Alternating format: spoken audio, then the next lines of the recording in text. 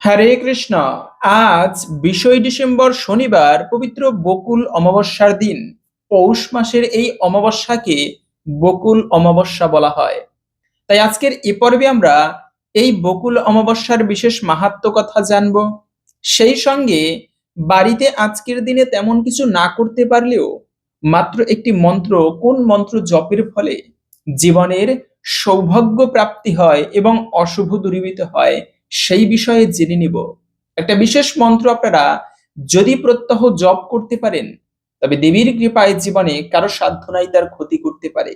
খুবই গুরুত্বপূর্ণ মন্ত্রর সাথে এই পৌষ অমাবস্যার মাহাত্ম্য কথা জানবো। তাই ভিন্ন প্রসঙ্গ আশা করছি আপনাকে সমৃদ্ধ করবে। সকলকেই স্বাগতম জানাচ্ছি আমাদের এই ধর্মীয় তথ্যমূলক চ্যানেলে। আশা করছি আজকের এই তথ্যগুলো আপনাকে একটু হলেও সমৃদ্ধ করবে এবং ভালো লেগে থাকলে একটি লাইক করে কমেন্টে জয় শ্রী রাধা মাধবের জয় একবার হলেও লিখে যাবার অনুরোধ জানাচ্ছি। অমাবস্যার মতো এত গুরুত্বপূর্ণ দিন দ্বিতীয় খুবই কম। কেন অমাবস্যা গুরুত্বপূর্ণ, যদিও আমরা অনেকে এই বিষয়ে জানি। অমাবস্যার দিনে অশুভ শক্তির প্রাদুর্ভাব ঘটে, এজন্য সাধনা করার জন্য, তন্ত্র শক্তি প্রয়োগের জন্য অমাবস্যা তিথি অত্যন্ত গুরুত্বপূর্ণ একটি তিথি। আজও পর্যন্ত বঙ্গদেশে বা কামরূপ কামাখ্যা সহ বিভিন্ন প্রাঙ্গণে বা প্রান্তে তন্ত্রশাস্ত্রের বিভিন্নভাবে সাধনা করা হয়। যদিও তন্ত্রমন্ত্র ভালো নয়, কিন্তু এই অমাবস্যার দিনে সেই তন্ত্রশাস্ত্রের প্রয়োগ কিন্তু অনেকাংশেই বেশি করা হয়ে থাকে। তো সেটা ভিন্ন প্রসঙ্গ। কিন্তু এই অমাবস্যা তিথি আবার মা লক্ষ্মী দেবীর কৃপা লাভের জন্য, ইষ্ট দেবতা অথবা ইষ্ট দেবদেবীর কৃপা লাভের জন্য একটা অন্যতম বিশেষ গুরুত্বপূর্ণ দিন। কেননা অমাবস্যার দিনে সর্বপ্রথমে কিছু না করতে পারলেও আপনি হয়তোবা কালী দেবীর পুজো করেন, হয়তোবা আপনি শিবের পুজো করেন, অথবা আপনি ভগবান বিষ্ণুর পুজো করেন। যেদিনেই হোক না কেন, আপনি আজকের এই শুভ দিনে একটুকু বিশেষভাবে ইষ্টদেবীর পুজো করতে পারেন। এই অমাবস্যার দিনে ইষ্টদেব দেবীর পুজো করার ফলে বিশেষ কৃপা লাভ হয়, জীবনের সৌভাগ্য আসে। বিশেষ করে গতকালকে থেকে শুরু হয়েছে অমাবস্যা তিথি। যেমন গতকালকে 19 ডিসেম্বর শুক্রবার ভোর 4:44 থেকে এই অমাবস্যা তিথি শুরু হয়েছে। থাকবে মূলত আজকে 20 ডিসেম্বর শনিবার সকাল 6:45 পর্যন্ত। তাই উদয়া তিথি মেনে আমাদের এই অমাবস্যা পালন করতে হবে আজকে 20 ডিসেম্বর শনিবার। এবং এই যে শনিবার দিন, আমরা অনেকে জানি না বিষয়টা। শনিবার দিন এক একটা দিন এক একটা দেবতা বা দেবীর জন্য উৎসর্গীকৃত। যেমন বৃহস্পতিবার মা লক্ষ্মীর দিন, ঠিক তেমনি শনিবার শনিদেবের দিন। পাশাপাশি হচ্ছে এই শনিবার বিপদ নাশের জন্য একটা অত্যন্ত গুরুত্বপূর্ণ দিন। যেমন শনিবারে শুধু শনি দেবতার পুজো নয়, এই শনিবারে যদি কেউ নৃসিংহদেবের পুজো একটু খুব বিশেষভাবে করতে পারে, তবে তার ফলে তার জীবনের সমস্ত বিপদ নাশ হয় এবং নৃসিংহদেবের কৃপায় ভগবান নৃসিংহদেব তাকে রক্ষা করে থাকে। এজন্য ভগবান বিষ্ণুর যারা পুজো করে, এরা বেশিরভাগ ভক্তই বিপদে পড়লে নৃসিংহদেবকে স্মরণ করে। কেননা ভগবান নৃসিংহদেব রূপে তার ভক্তকে রক্ষা করে থাকে।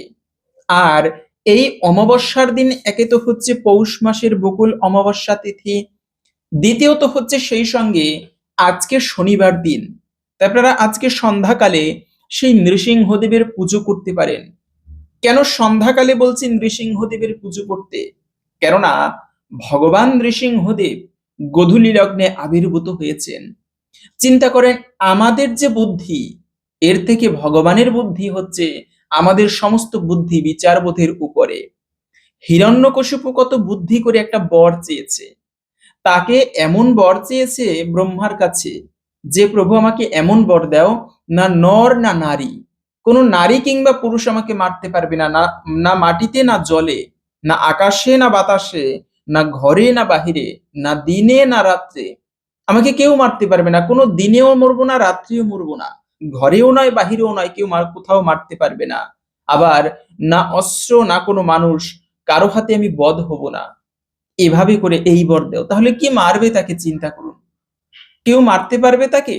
কিন্তু ভগবান তিনি না মানুষ, না কোনো স্ত্রী, না পুরুষ না স্ত্রী, নরসিংহ, অর্ধেক মানুষ অর্ধেক সিংহ, নরসিংহ মূর্তি ধারণ করে, না দিনে না রাত্রে, গোধূলি লগ্ন, সন্ধ্যাকাল, ওটা দিনও নয় রাত্রিও নয়, না ঘরে না বাহিরে, চৌকটের উপরে রেখে দরজার উপরে বসে হিরণ্যকশিপুকে বধ করেছেন ভগবান নৃসিংহদেব।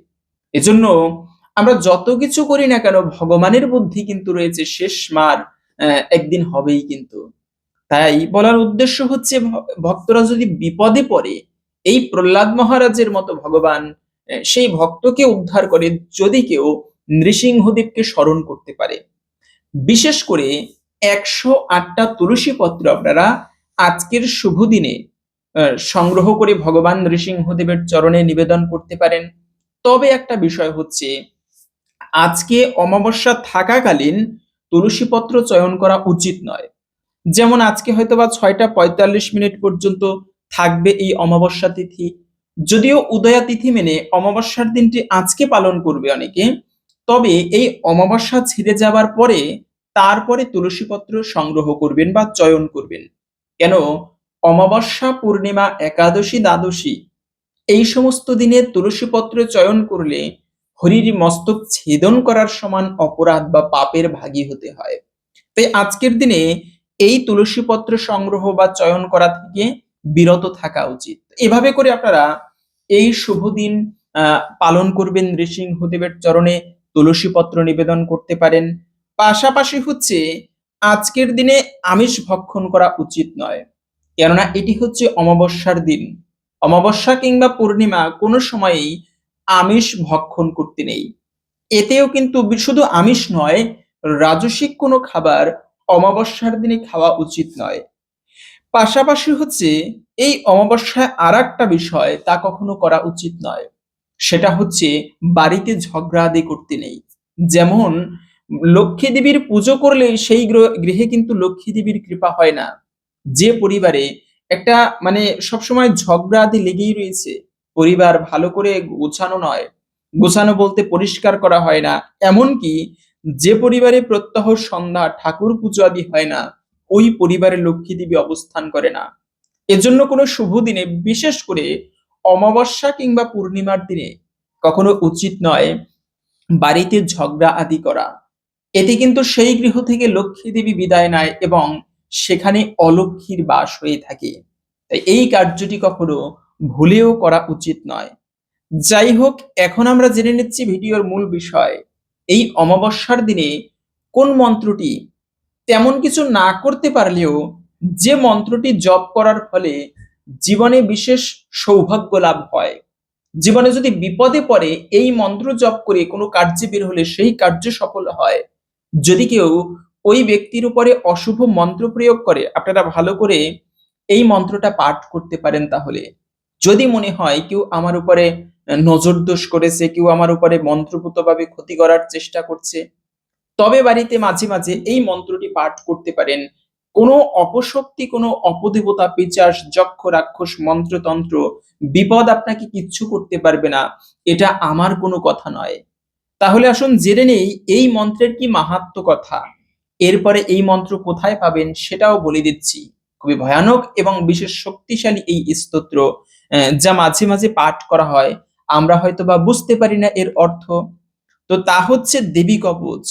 দেবী কবচে মহামায়া দুর্গার নানা রূপ, নানা নাম ও কার্যবিধির বর্ণনা আছে, যেখানে প্রতিটি অঙ্গ প্রত্যঙ্গের জন্য আলাদা আলাদা দেবীর রক্ষা কর্তৃত্ব নির্দিষ্ট করা হয়েছে।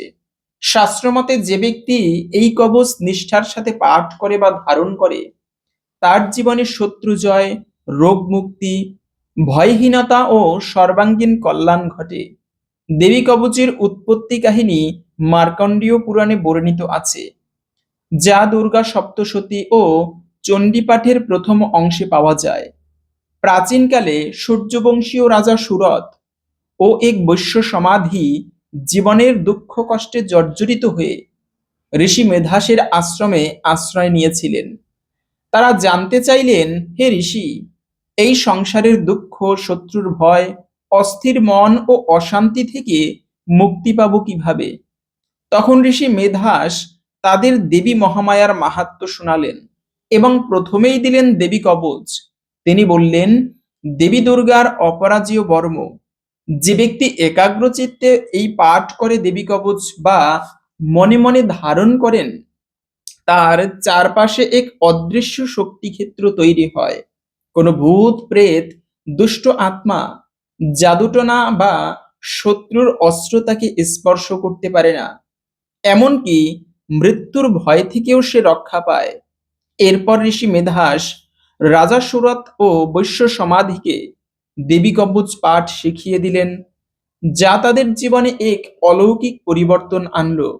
শত্রুরা পরাজিত হলো, মন শান্ত হলো, ভাগ্যে উন্নতি এলো এবং জীবনে অটুট সাহস ও আত্মবিশ্বাস জন্ম নিল। দেবী কবচে দেবী দুর্গার 21টি রূপ ও তাদের প্রতিটি রক্ষা কর্তৃত্ব বর্ণিত আছে। প্রতিটি রূপ একটি একটি অঙ্গ, দিক বা জীবনের ক্ষেত্র রক্ষা করে। উদাহরণস্বরূপ, কেশে দেবী চূড়ামণি, মুখে দেবী ত্রিনয়নী, বুকে দেবী কৌমারী, হৃদয়ে দেবী লক্ষ্মী, হাতে দেবী বালা, পায়ে দেবী মহালক্ষ্মী, পশ্চাতে দেবী দুর্গা, সর্বাঙ্গে দেবী অম্বিকা। শাস্ত্রমতে প্রতিটি নামের উচ্চারণে একটি বিশেষ শক্তি জাগ্রত হয়। এই শক্তি ধ্যান ও পাঠের মাধ্যমে ভক্তের চারপাশে এক আধ্যাত্মিক বর্ম তৈরি করে। দেবী ভাগবত পুরাণে বলা হয়েছে, দেবী কবচ পাঠে পাপ ধ্বংস হয়, কর্মফল শুভ হয় এবং জন্ম মৃত্যুর বন্ধন ছিন্ন হয়।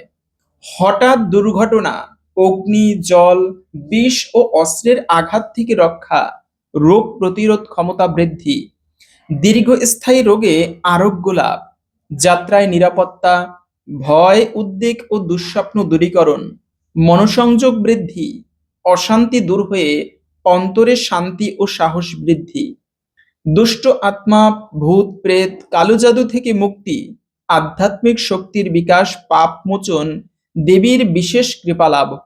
দেবী কবচ পাঠের নিয়ম।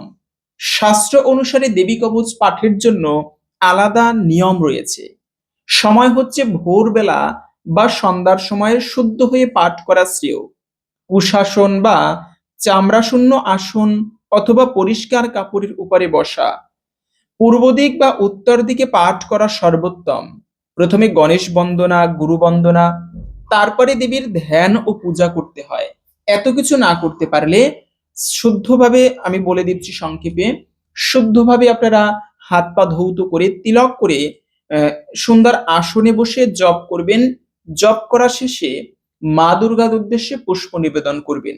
যদি পুষ্প না থাকে সেক্ষেত্রে, মানে যদি দুর্গা দেবীর বিগ্রহ বা মূর্তি না থাকে, মনে মনে মা দুর্গাকে ভক্তি ভরে প্রণাম করে পুষ্প নিবেদন করবেন এবং গুরুদেবকে অবশ্যই স্মরণ করবেন, প্রণাম করে নেবেন। এভাবে করে নিষ্ঠা ও একাগ্রতা রেখে হৃদয়ে ভক্তি নিয়ে পাঠ করা আবশ্যক।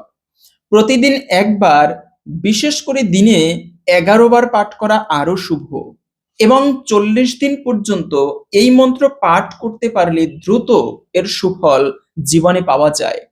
বাস্তব জীবনে অনেক ভক্তই এই দেবী কবচ পাঠ করে জীবনে দেবীর কৃপায় অনেক দিক থেকে রক্ষা পেয়েছেন।